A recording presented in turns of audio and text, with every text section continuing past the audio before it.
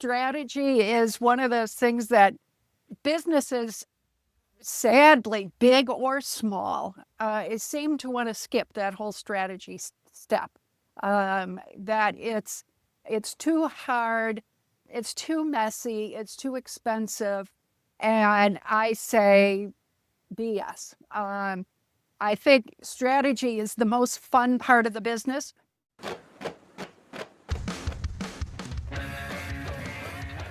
Oh yes, this is the Hardcore Marketing Show. I'm Casey Cheshire, your host for this epic journey. Today's show is sponsored by Ringmaster, on a mission to launch B2B podcasts that create relationships, generate revenue, and drive growth.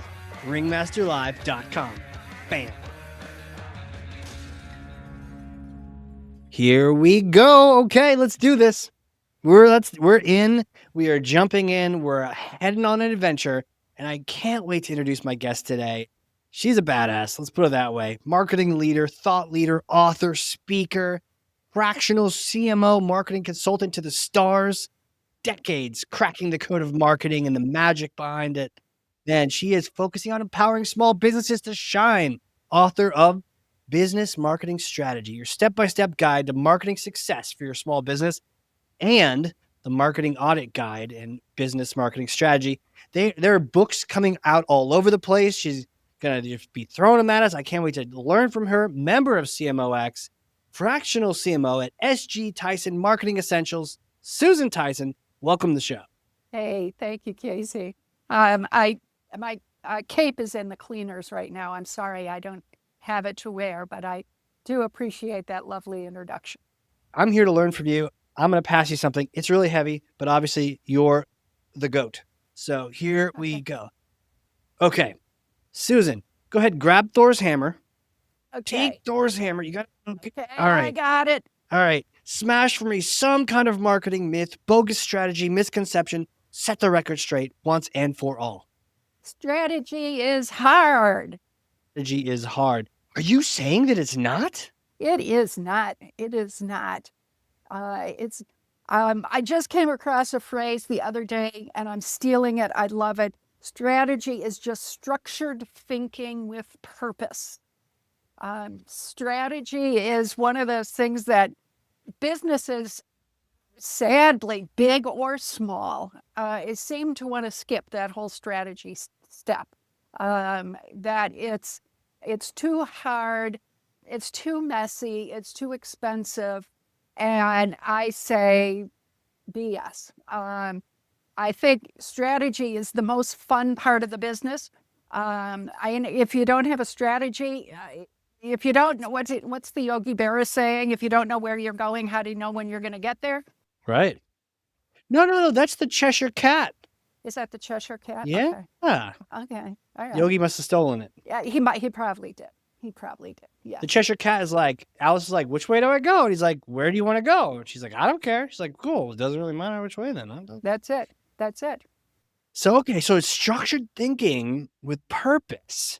Break this down for me. Because, first of all, why do so many people overthink? Are we overthinking this? Like, why do we do this? Well, there is all that fun stuff you can do for marketing. You know, you like building a website or making email campaigns or running social media and you know, chatting on LinkedIn and all the other fun stuff. Strategy actually requires time to think, sit and think. It requires analysis, and it is a process. And in fact, it's that process and describing the process is the whole reason why I wrote my book. Which book? Because you have don't you have like a million books? They actually got a new one. Tell me about which is called Marketing Without the Nonsense. Love it. And it's so new that this is still like a proof copy of it. But it's an update on my business marketing strategy book, written with just a little bit more personality, so it's not quite so dull. But the book was written with a couple of things in mind. Business owners business owners didn't get to where they are. Business owners didn't start their business because they want to do marketing. They started their business because they invented a cool thing that they want to sell, or they've got a service that they're proud of that they want to. But they didn't start this so that they could do marketing. Yet they're still really smart people. I mean, that's what put them into business, and that's what made them successful. They're very smart and they're very brave and they're willing to try things. And in the meantime, though, they run into these marketing people that are telling them that only this magical marketing person can solve the problems for them. And so they make it a little bit more mystical and inaccessible. And it really isn't that hard. And that's the reason why I wrote the book. It takes you through the basic steps that are involved in writing a marketing strategy. So it's why a SWOT analysis is needed, what the heck a SWOT analysis is, and how do you use it. How to do some simple market research to find out what your customers are thinking. What a mission and vision statement is, and again, what the heck is it, and why do you need it? So it goes through all of the basic elements in a marketing strategy, and it just breaks down the reason why you need those things. And it provides enough information so that the business owner can understand what's going on. They don't necessarily have to take it and run with it themselves, but they can with the information that I'm giving them. But it provides enough information so they feel a little bit more comfortable with the whole idea, the whole process of marketing, a marketing strategy. I love that. There's so many things I need to ask you about now. Okay. The idea of people mystifying things as a way of defending themselves. It's like, it's definitely a weak play. I can't see any of the listeners of the Hardcore Marketing Show going the weak route and trying to make things more mystical, more confusing, only to try to defend yourself, because in the end, they're just going to get rid of you for not collaborating, right? So that is a weak play. We can't go that way. We got to demystify it. So I'm glad you're here to do that. There's so many things to talk about. But I heard you mention vision and mission statements. I wonder if that is even a good place to start. Sure. Well, when it comes to is your content, are you writing your content to really reflect what you want your business to be? You got to have a mission and vision statement and be able to do that. Are you being as clear as you possibly can on what you're all about? That, again, comes out of a vision and mission statement. I am putting it into writing is what really makes a difference. It becomes real once you can commit it to writing. Okay. It's not just something that you have in your head. Well, I will sacrifice myself on the altar of learning for everyone listening. So I was recently shared our mission statement at Ringmaster here with my company, my team. I wonder if you could either critique it or tell me if I'm on the right track. Here's what we're doing. We create human connection in order to defeat disconnected marketing. How is that for a mission statement? Okay, it still is a little, I still don't understand kind of the why or the how. I don't really understand. It's still, Casey, to me it's still a little bit too high level. Too high level. Yeah, tell me. Okay. I'm not a poet. I don't like to have to interpret what you're saying. I don't want to have to think too long about what does he really mean. I tend to be blunt sometimes to a fault. Yeah.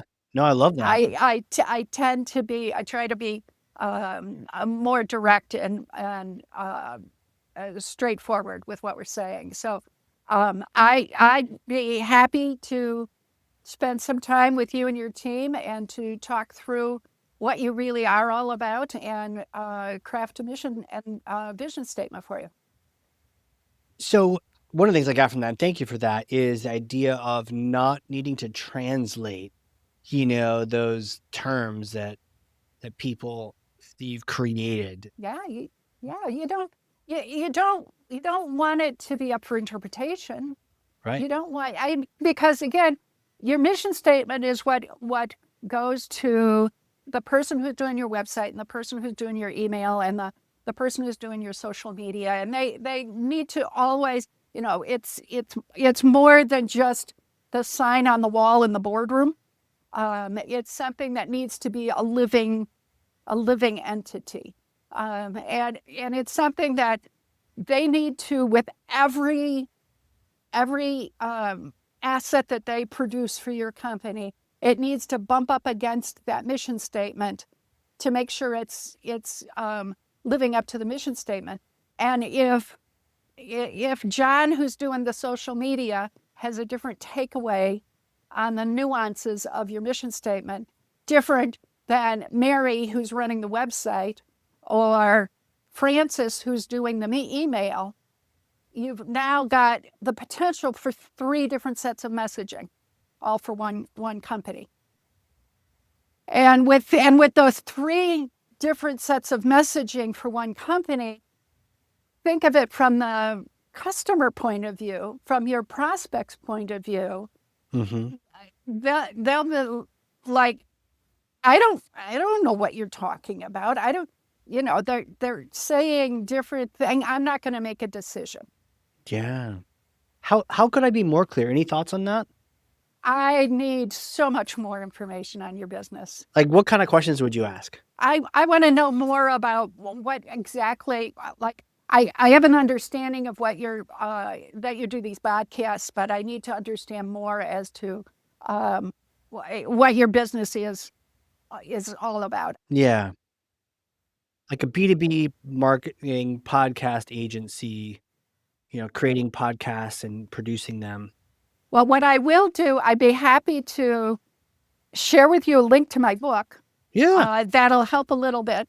Mm. And I welcome if you share it with the listeners of this podcast. But I'll also send you a marketing strategy template that I designed, which is just a one-sheeter that takes you through the basic. It's like 12 questions that will help you start to think about and hone in and understand what your marketing is all about. It's a shorthand way of getting to your marketing strategy. Let's do it. Yeah, I love the fact that, again, you're being very giving and caring and just wanting to make sure people get this information. It's fantastic. We'll definitely link to it in the show notes so people can just get access to it. Absolutely, because it's just it's too important for a business. They have to. I've seen too many businesses without having a good solid strategy. It's too easy for a business to be lured by that bright shiny object, that next new thing, Yeah, 100%. and not understand how that bright shiny object is actually going to fit in with the marketing strategy. Makes sense. How about we pivot to the market research side? You mentioned there's different questions you can ask to really get a sense from a simple way of what your market is trying to do and how you can solve their pain, or I don't know, something. Yep. What's the take? Yep. I have developed kind of a simple way of doing customer research. Okay. And getting customers. So I recommend that a business owner get about 12 or so customers on the phone. Previous customers would be good for this if you can get them on the phone.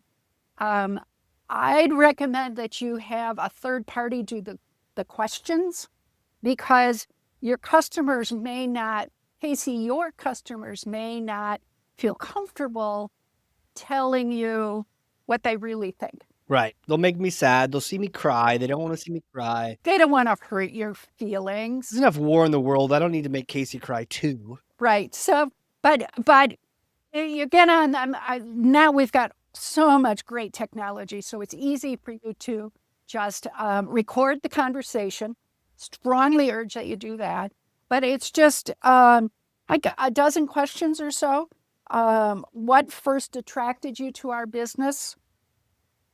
What problem were you trying to solve? What made you choose us over other options? You might throw in there, what other options did you look at? How would you describe us to a friend or a colleague? What's the biggest benefit you've gotten from working with us? And is there anything that we could be doing better? Love it. I have gotten some great copy notes, some copy direction from doing this kind of research, because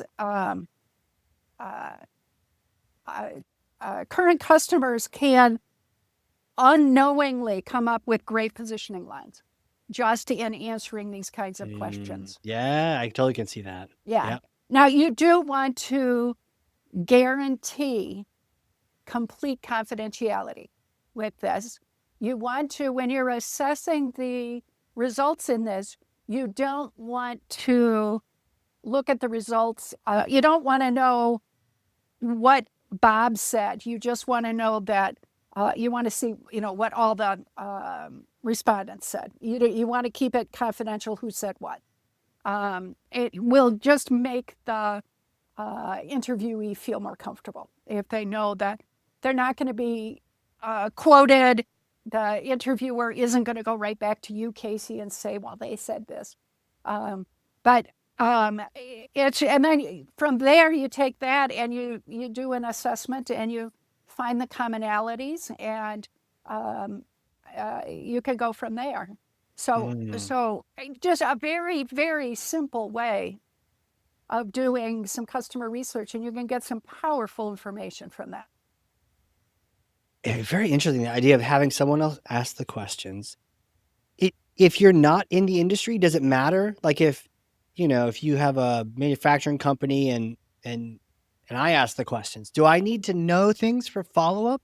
No, I think it's actually better if you don't. Better if I don't, yeah. Because then if there's something that comes up that you don't know or you don't understand, then you're truly coming from the heart asking questions. Yeah. So you don't need to be in the manufacturing business. You don't need to be a marketer to ask these questions. But asking the questions is the most important thing. And there's a full a call script in the appendix of my book. And make it easy to do all of this. Which one? The nonsense book? The nonsense book. The nonsense book. Isn't that funny? That's what it gets abbreviated to. Yes. It's a great title. Yes. Marketing without the nonsense, but we're going to call it the nonsense book. Oh, it's so good. Okay. So yeah. So the idea of in the complete confidentiality, because you're looking for the aggregate of the data, but also preserving the quotes. Do you record it or do you just take good notes? I would never rely on notes for this for a couple of reasons. First of all, the verbatims are golden. To get the actual quotes from people are the best. And another thing is I've found a lot of content that I missed the first time going through. And when I go back and listen to the recording, I can pick up more of the nuances. Wow. So there's things that you miss the first time through. So definitely the recording. And then you promise them just to never only use that for notes and never to share it, and it's anonymous. And yes. Do you do this service? Like how? Okay, so companies could come and work with you, and you could investigate these things for them. Absolutely. Yeah. What's the weirdest industry you've investigated? Oh dear, the weirdest industry. I don't know if I've had. I'm sorry. I don't know if I've had any. Or what's a notable industry? There's a different way of saying that. Well, I've done it in financial services. Sure. I've done it in talking to car dealers, talk about some interesting, colorful conversations. I've done with franchise and independent car dealers. I've done it with energy company, one of the big energy companies in Okay. Chicago. And I have, well, financial services, I said, Yeah. and also a managed services company. Do you ever get terrible answers, or is it just all great nuggets? Well, there's sometimes the answers can be duds. Sometimes the people, and I did this survey for somebody who's not a executive recruiter, a career coach, and she was specifically in the technology business. Um, Hmm. and the people that I interviewed were not necessarily the most verbose. Yeah. They're like, fine. Where'd you Yes, find us? Google. yes, What were you looking for? A solution. Okay. exactly. It took a bit to get them comfortable enough so that they would just relax and talk to me. So that can happen. You got to pull a Joe Rogan, give him a little glass of whiskey, have him smoke a cigar, get comfortable, That's it. play with my That's it. samurai sword, and then they'll just tell you everything. That's it. That's it. Now you're giving away all my secrets. Yeah. Busted. Busted. I'm pretty sure with an old fashioned with one of those smokers on top of it, I think I would probably divulge a lot of secrets too. So that's probably why I'm not in the CIA or the FBI. All right. Well, at least you recognize that. Yeah, for sure. Sure. That or good swag. I'm a sucker for a good hoodie, a good branded sweatshirt. Yeah, let's do it. Cool. Hey, you were mentioning earlier the idea of a process for strategy and a framework for approaching it. How can you tell us more about that? Like how you come up with this intentional thinking? Well, it just goes back to kind of the simple things that are on like that one pager that I had. I the again the elements in a strategy. And we've already talked about the interviews, Yeah. the research. There's a competitive analysis that you need to do where you take a look at three or four uh, competitors, and in today's industry, most of what you need to find is available on the internet. But you want to understand where the competitors are. You need to do a SWOT analysis, which is a review of the strengths, the weaknesses, the opportunities, and the threats. And I've got some examples in my book on that, so you can kind of see it. I not only describe what it's all about, but I do that. We need to talk about the core competencies of your business, and that is, it's important that those core competencies are focused on what makes you different and unique, what the business is. And then you need to talk about what your marketing goals are. Then we go through the assessment itself is a review of the target profiles. You'd be amazed how many companies don't have their target definition in writing. What's it supposed to look like? What's a good target? I know who my target is. I don't need to do that. Yeah, sure you do. I know who my target is. And then, well, you need to understand, like, I work on the business to business side. So what kinds of businesses are you targeting? Who is the buyer? And when you're doing a target profile assessment, you need to understand that different buyers in an organization have different motivations, different pain points, different reasons why they're buying. So you need to examine that. I take kind of 3 or 4 different groups to understand and the target profile. You need to understand what kinds of companies buy from you. You need to understand what the products are. The 80-20 rule. Are these customers buying 80% of your product, or are they buying 20% of your product? So you need to look at all of that. in a target profile. Yeah, you have to know and I suppose you can build that at the same time that you're having these interviews happen. Sure, sure, sure. And then you need to understand your mission statement, which is the statement about who you are today. It is the a description of what your company is today. And then your vision statement is where you want to go, where you want to take your company.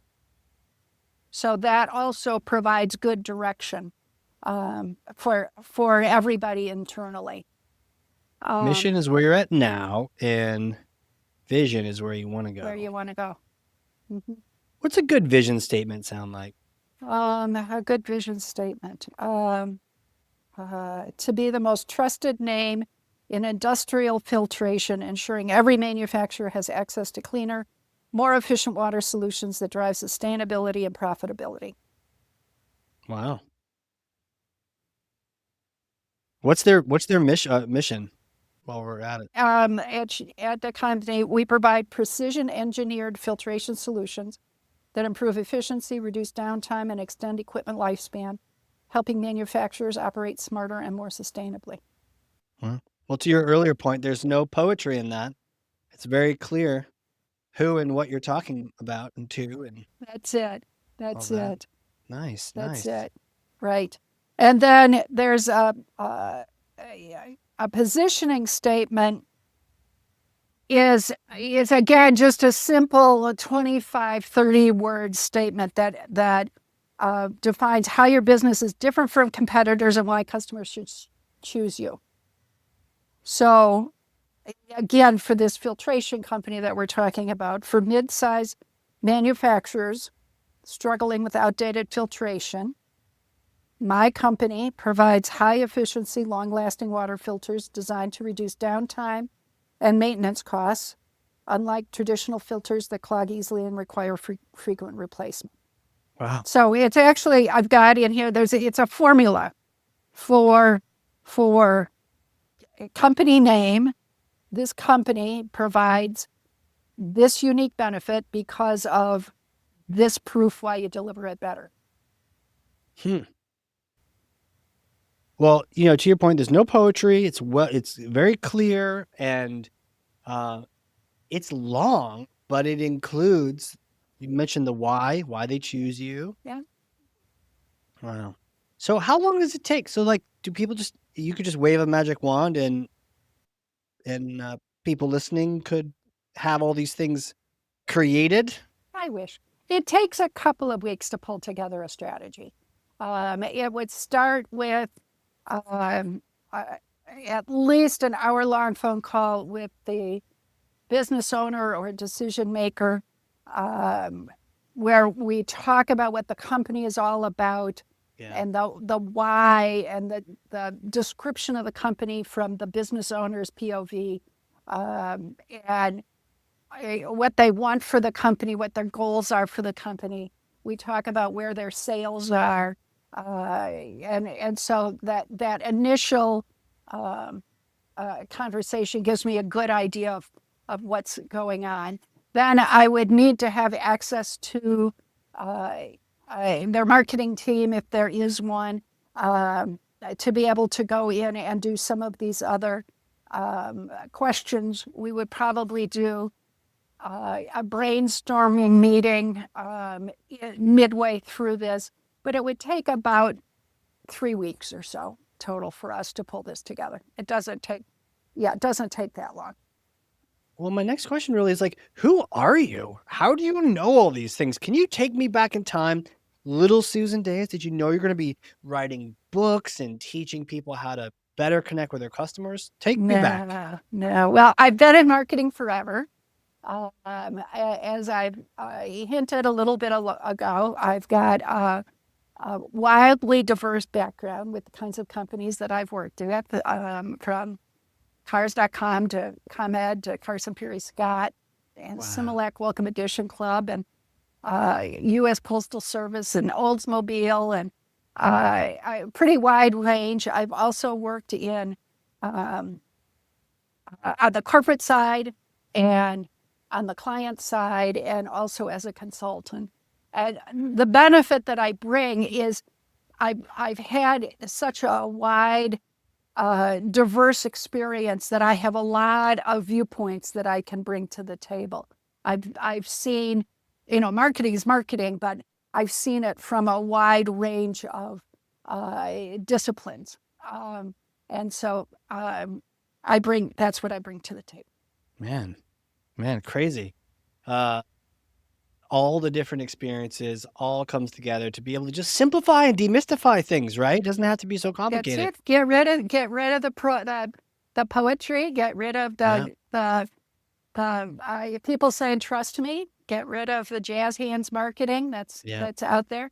It really needs to be simple and direct. Now, everybody loves a good jazz hand, but I will say it doesn't need to be in marketing. That's it. Unless you're producing a theatrical show. But you know what's interesting? You mentioned the poetry.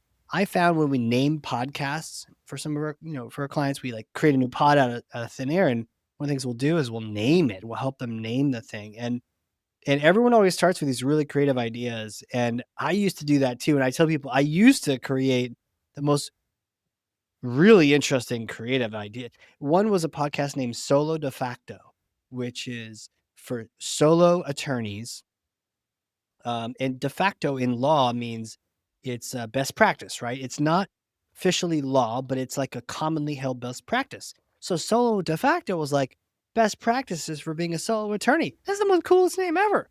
Problem was, it was so creative and cool that sometimes not even the attorneys knew. Nobody knew what the hell you were talking about. But I did, but the audience didn't. So over time, we've got to try to get much more clear about what we name the thing, to the point where even stupid, dumb, clear can be better than something fancy. Well, yeah, because you've only got, a nanosecond to get somebody's attention, to get them to pay attention. And you can't afford to waste any of those nanoseconds with asking them to have to stop and think. So, right. Yeah, you're right along with me. I agree with what you're doing. And you probably tried these names back in the day and you're like, so cool. But then eventually you're like, it just doesn't work. Yeah. It just doesn't work. It just doesn't work. Maybe we're just too creative for our own good. What do you think? You know what? Maybe everyone else just needs to get a little smarter, a little more creative. I know, it's all the fancy pants out there that are trying to be that creative. Trying to overcomplicate things too much. Yeah, I think about even like the Super Bowl commercials, and then you have the one that's just like a QR code floating around the screen. Why did no one else think of that? Yes. Right? Yes. And it didn't even say who it was for. You had to scan it to find out. Super Bowl commercials that's a great example of trying so very hard to be cute, to the point that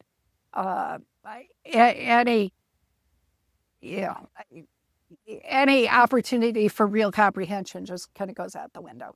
I'm also often embarrassed watching commercials on TV, and seeing what's out there, and especially knowing the process that a commercial has to go through to get approved through a big corporation. I'm often surprised how they end up on the air. Yeah, how many idiots signed off on, the ones we don't remember, right? Yeah, how is that possible that so many people approved? Because it's not just one person making that decision. Yeah, they might have fallen to the trap of the mystification of the nonsense, That's it. Well, hey, I have a question for you. It's a bit of a hypothetical, so are you ready for this? Let's see what I can do with it. You see, I may or may not have a time machine. Okay. You're in New Hampshire. It's behind my house, covered in a tarp. But let's say you come visit, customer event, conference. You come visit. We get some lobster, get some beer. We play with the time machine. Now, it's a particular kind of time machine where you actually go back in time and you get to meet yourself. But you get to meet yourself a couple days after graduating from school. You got that calm degree, you bright-eyed, bushy-tailed, and you get to go meet that Susan. What kind of advice, what things would you tell that Susan? Wow. Well, I'm gonna correct your time machine just a little bit because when I was a kid, I didn't finish real school. Tell me more. I spent a year at one of the Illinois state schools, and I realized towards the end of that year that I was spending most of my time cheating, and it just didn't seem right that my parents would pay for school if I was just going to be cheating. So I quit. And I went back to my little hometown that I grew up in, and a high school friend of mine, uh, she went to the secretarial school, and because I got a job working as a bank teller, Okay. Yeah. and I would my station was way down at the end there. I'd bring a book to work.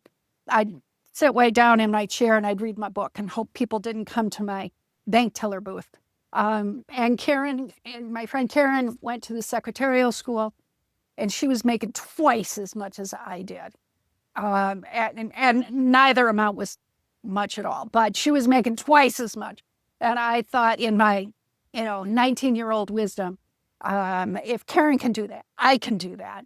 And I'm going to get my secretarial certificate and I'm going to get a job in business. And that was my plan.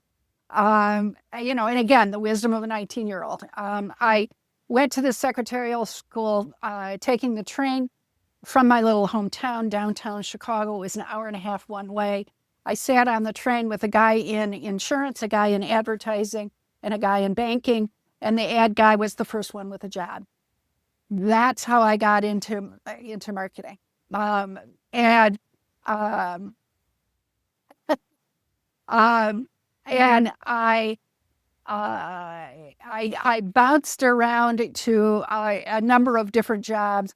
That wasn't until I got to be about 40 or so that it dawned on me that I was getting all kind of the B team jobs, not the A team jobs, because I didn't have a degree. So that's when I went back to DePaul School for New Learning and I got my bachelor degree. I got my degree in June, celebration, because, doing a degree part-time while you're working full-time does take a lot of work. And then September comes around and I found myself feeling very lonely because I wasn't in school. So January, I went back and I got my master's degree, also working part-time, working full-time. And that kind of changed things around. I was such a knucklehead when I was a kid. I am so completely different than I was when I was a knucklehead. I don't know if I tended to be quite contrary to. So I don't know if there was any advice I could have given myself when I was a kid. Well, that's really interesting. So let's take it back to that time. So if you were to talk to the Susan that has just, I can relate to that too. I mean, you just left school, all the drama's happening. What would you tell that Susan? What would you tell her? I probably would advise to be a little bit more serious about work. I was a little too focused on having a good time. So I probably would have advised to be a little bit more focused. It might have helped me to develop maybe a little straighter career path as a result. Because I just wanted to have fun. So I just took jobs that looked like they would be fun. What was the most fun you had? I worked for a small company that manufactured not custom. They manufactured kits for making authentic antiques, authentic late 1800s style wooden furniture, like lots of cherry wood, Williamsburg kind of furniture. I worked for that company. Wow. I Cool. worked, I, I worked on the American Standard account, the um, plumbing supplies. Huh. Um, and we redid at the time that I was working with them. We redid their entire product catalog, which was Sheesh. just a monster. The most fun I had, and the most fun job ever I had, was working for Carson Peary Scott, and I was responsible for all of their catalogs. The department store catalogs Oh, that wow. went out. So it was the monthly sale catalog, along with the fashion catalog and the furniture catalog that came out in the spring and the fall. And at the time that I was there, I'm clearly going to be dating myself, was when the movie Out of Africa came out. And all of that, the apparel that they wore on safari was actually part of like the bridge fashion that was out there. Okay. So we actually brought a crew of photographer and models to a safari camp in the Masai Mara Reserve in Africa to shoot the catalog. Now, Jeez. that was the That coolest. sounds fun. That was the coolest. And all of the men that worked at the camp, they couldn't understand why we kept taking pictures of each other and when were we going to go out and take pictures of the animals, because that's what people did who went to these um, uh, photo safaris. But Jeez. yeah, that was great fun. Well, I always find that your past flavors your marketing, you know, Totally. and that makes sense why you have a straightforward but fun approach to it. Yeah. Where can people go if they want to connect with you? They want to get help with any of these different things you've talked about. Where can they get your book? All shout it all out. Where do you want them to go? I'd first invite you to go to my LinkedIn profile, which is linkedin.com/in/Susan Tyson, all one word. That's where I do my posts. I post at least once a week. All of my posts are all intended to be very educational, so I hope you'll get something out of it. I've got a website that kind of backs up what I have on LinkedIn. SGTyson.com is my website. And my email address is susan@sgtyson.com. Boom. We'll put all these things in the show notes. People can click through, they can copy, paste, they can do all the things. Awesome. And Susan, I just got to thank you so much for coming on here and teaching me and sharing all these nuggets of wisdom and exploring these paths and smashing these myths. Well, this was a blast. I really appreciate it. It was fun just thinking about, you want to try to always prep a little bit for these kinds of things. So just kind of reviewing what I'm all about. It's always fun to do. And of course, to spend a whole 45 minutes doing nothing but talking about me, that is glorious in itself. Marketing and two great topics to talk Yes. about. Yes, it's just awesome. Thank you so much. I appreciate it. Absolutely. And for those listening, if you freaking learned something, and I know you did, because I literally have 2 pages of notes over here, front and back, then share this with someone. 1 person, 3 people, 9, 3,000, whatever the number is. Good information. Get that into other people's hands. Maybe you're listening and you're demystifying things or you're mystifying things for people. Let's get rid of that. Let's get rid of the nonsense. Grab that book, de-nonsensify yourselves, and let's make this thing happen. Or interview those customers. My gosh, that we talk about that all the time. We got to do that. And the questions that Susan has shared with us, go use those. Go call a customer today. Even, man, what a good stuff. And with that, Susan, thank you again for coming on here. Thank you, Casey. This was a blast. Absolutely. My pleasure. And man, this has been another crazy cool, very exciting episode of the Hardcore Marketing Show. We will see you all next time.